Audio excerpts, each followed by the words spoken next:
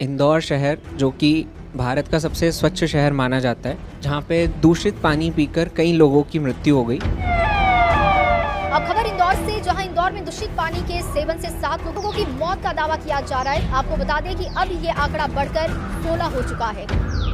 भारत चौथी सबसे बड़ी अर्थव्यवस्था बन गया है दुनिया की। हमारी गति बढ़ती जा रही है, प्रगति बढ़ रही है, और दूसरी ओर हमारे शहरों की ये हालत है। ये लगभग वैसे ही सवाल है कि मैं दिल्ली में रहते हुए अपने घर की हवा साफ कैसे रखूं। इसका क्या जवाब है?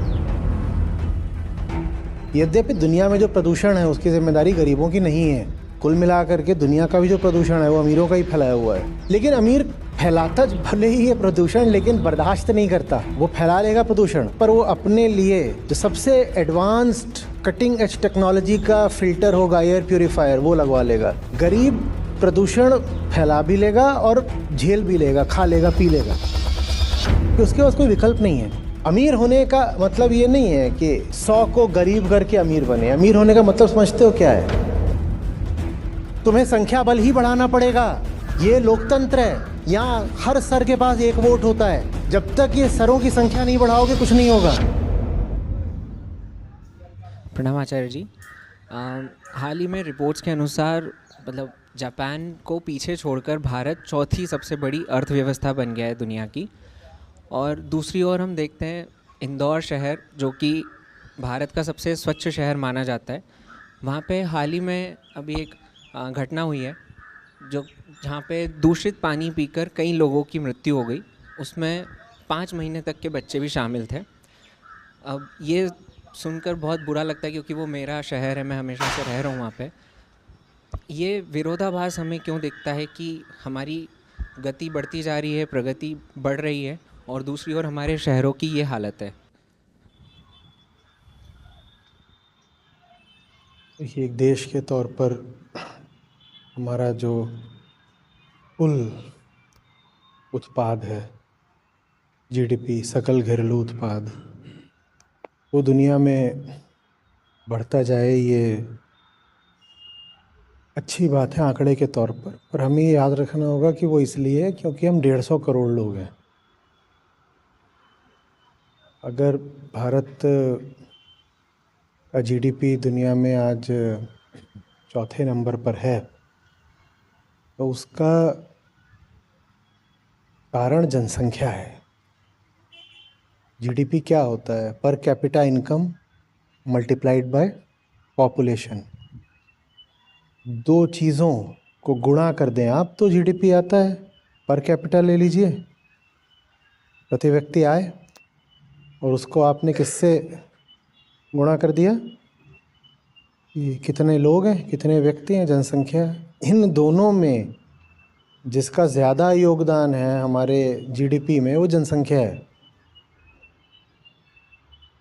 हमारी जो प्रति व्यक्ति आय है वो दुनिया में अभी भी हमको मिडिल इनकम में भी नहीं लाकर रखती।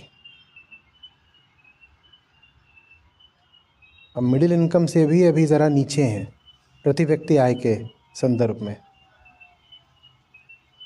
और एक बात उसमें और भी है कि जीडीपी माने एक एग्रीगेट, माने एक योग, टोटल, जिसको बहुत बढ़ा देता है उन लोगों का योगदान जो जनसंख्या के शीर्ष 1% में है।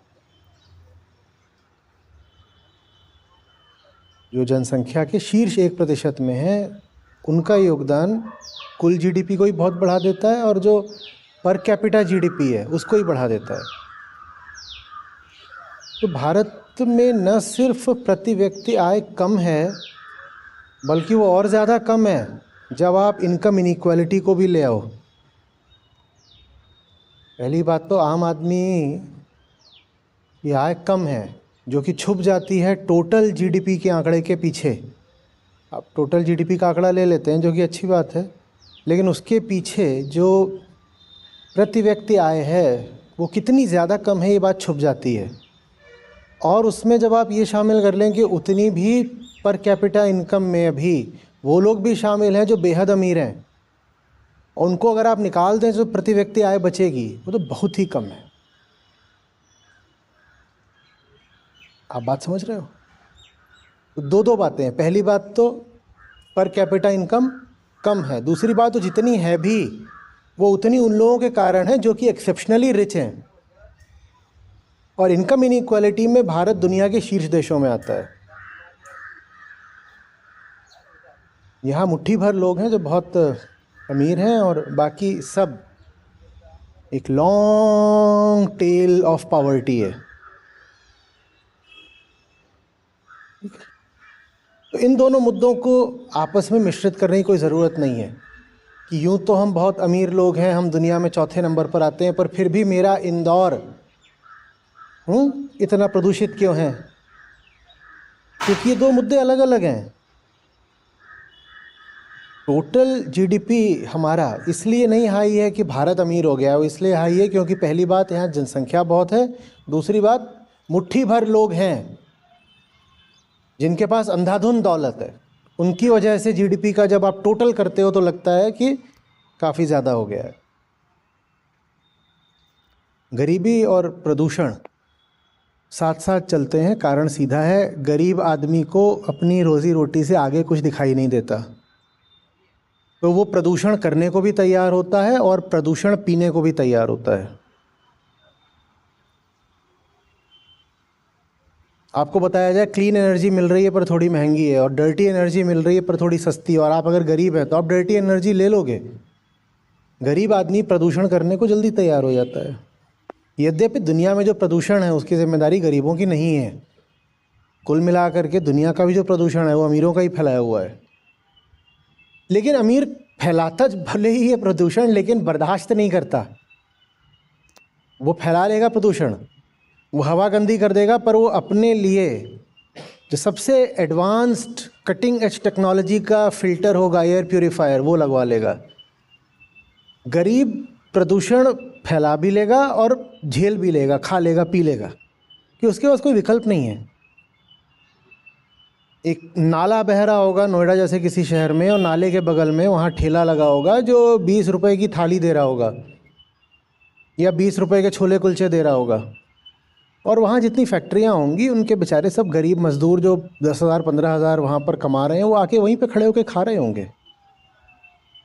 ये ऑटो रिक्शा चलाने वाले, ठेला चलाने वाले, ये सब वहीं आके खा रहे होंगे। वो और क्या करेंगे? उनको पता है पीछे नाला बह रहा है, और वो वहीं पे खड़े होकर खाएंगे और रोज़ खाते हैं वहाँ पर।